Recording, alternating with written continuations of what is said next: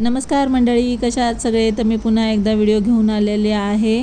तर आज मी तुमच्याशी एका महत्त्वाच्या विषयावर बोलणार आहे. अनेक जण मला मेसेज करतायत, कॉल करतायत, घराची माहिती घेत आहेत. पण जेव्हा साईट व्हिजिटची वेळ येते तेव्हा काही लोक फक्त एकच प्रश्न विचारतात, स्टेशनपासून किती अंतर आहे?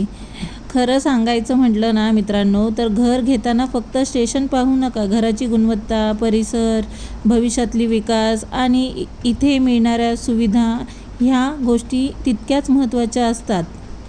आपल्या प्रोजेक्ट हा एक शांत, स्वच्छ आणि मोकळ्या वातावरणात आहे. शहराच्या गोंगाटापासून दूर, पण रोजच्या आयुष्यासाठी लागणाऱ्या सर्व सुविधा जवळच.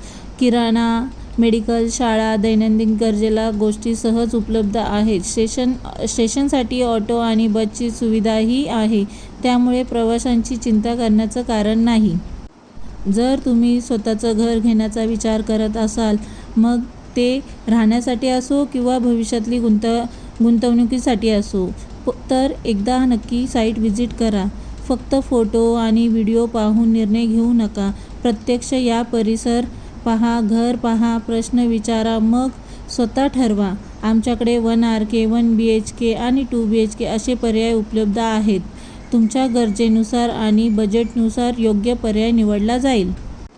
जर तुम्हाला अधिक माहिती हवी असेल तर मला मेसेज किंवा कॉल करा. आणि जर हा व्हिडिओ तुम्हाला चांगला वाटला असेल तर ज्या लोकांना स्वतःचं घर घ्यायचं आहे त्या लोकांपर्यंत नक्की शेअर करा. धन्यवाद. लवकरच भेटूया आपण साईट व्हिजिटला.